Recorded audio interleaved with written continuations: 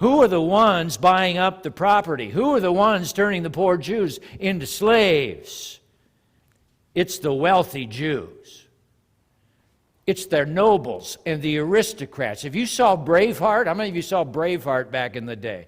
Remember the Scottish lords and nobles going in league with the King of England? That's what we have going on here. They're attacking themselves.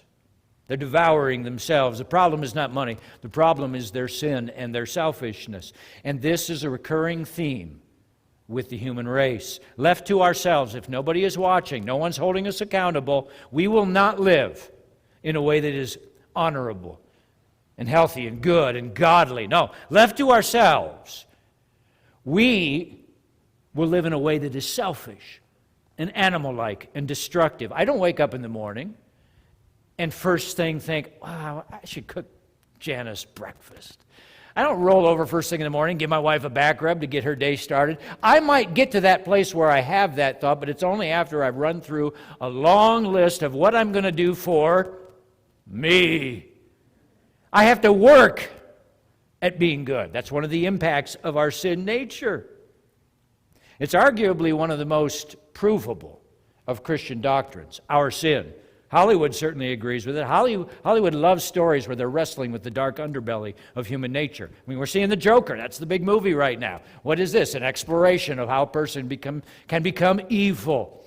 We saw it with shows like Breaking Bad. How does a high school math teacher become a drug lord?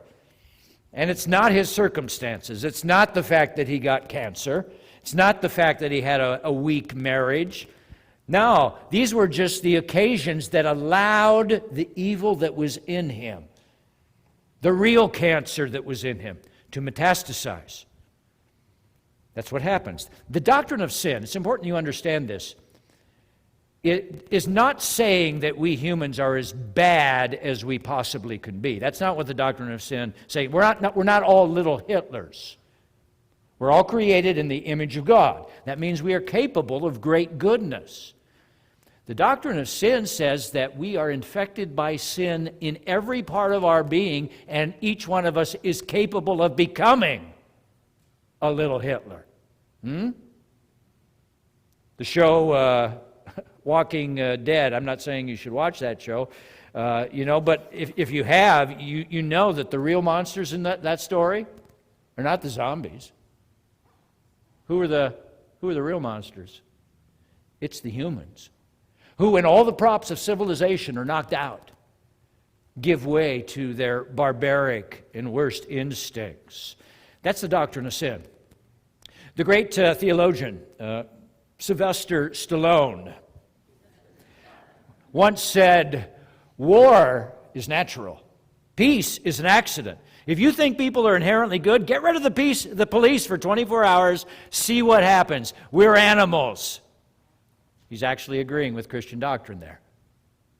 Romans 3:23, for all have sinned and fall short of the glory of God. David said in Psalm 51, surely in sin my mother conceived me. I was born with this. Babies are not born cute and cuddly and, oh, isn't it innocent? And then are later corrupted by the things around them. No. Babies are born sinful, swarmy little creatures. I can prove it to you. I got a video to show you right now. You want to see sin at work? Watch this little toddler that was on Funniest Home Videos right now.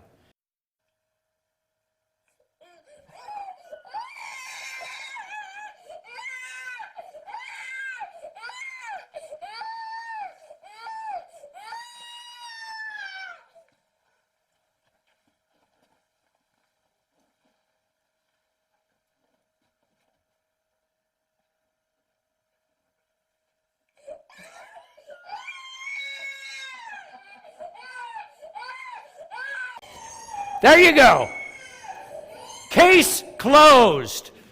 We're born in sin. What kind of adult do you think this little creature is going to turn into if his parents don't teach him and correct him and discipline and take him to church? Oh, it's not going to be good.